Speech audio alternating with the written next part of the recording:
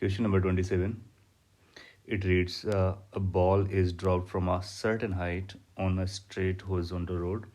Its motion is recorded from a car that starts moving with the uniform acceleration when the ball is dropped.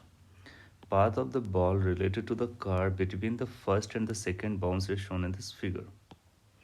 Further, it reads that the dashed line shown in is a tangent to the path.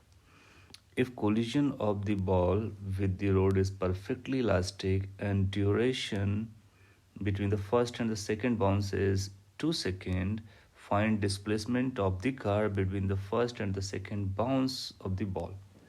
Acceleration due to gravity is g. Now let's see this graph carefully.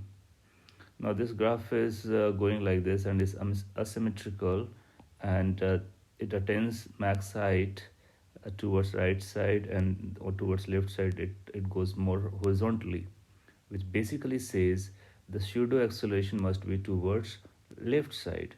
That means the car must be moving towards right side. And this dashed line is trying to tell us the tangent at initial time. That means the initial velocity of the ball after first bounce with respect to car is going to be along this. Now let's consider after this first bounce, this vertical velocity of the ball with respect to car is uy, and the horizontal component of velocity of the ball with respect to car is ux. We know the ball was dropped from a height, so it must have come vertically downward, and then it collided first time, then it will bounce back. So this velocity is not being contributed by the car. Car is going to contribute the horizontal component totally, right? Now, since the collision was elastic, so whatever the velocity is tied to the ground, the same velocity it will go up. So vertical velocity uy was the velocity with which it dropped, collided, and returned back with the same velocity. In magnitude terms, direction of course opposite. So we can say the time taken by the ball to go from first bounce to second bounce, which is given to us 2 seconds, it's basically going to be time of flight. That means the ball goes up, then comes down in y component of motion.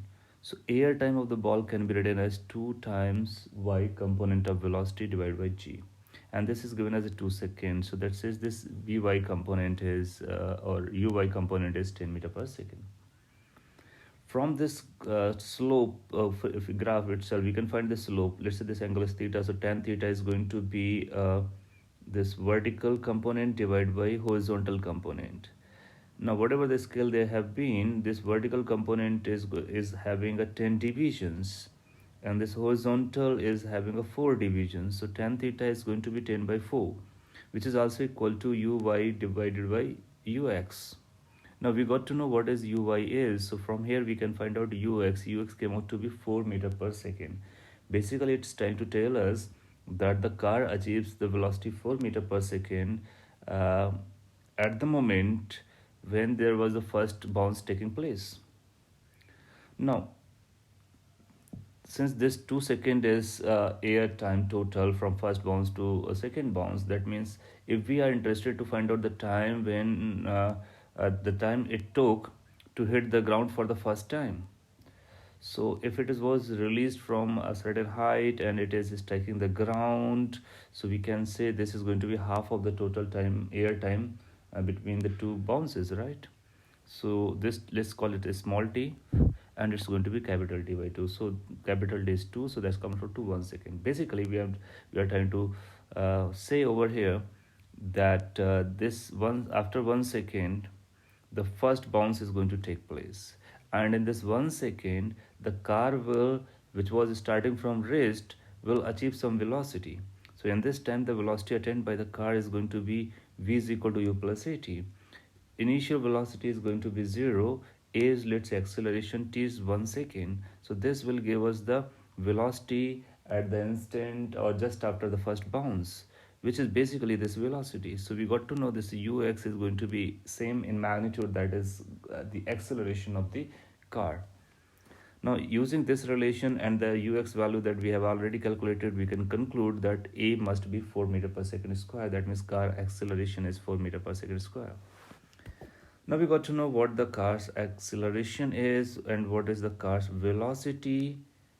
Velocity just after the first bounce. So between first and second bounce, how much displacement it is covering. So displacement covered by the car between the first and second bounce is going to be x is equal to uxt plus half at square. Now ux is the initial velocity, that means just after the first bounce, which is 4. T is 2 second, the air time, plus half a we calculated as a 4, t is 2, so square of 2.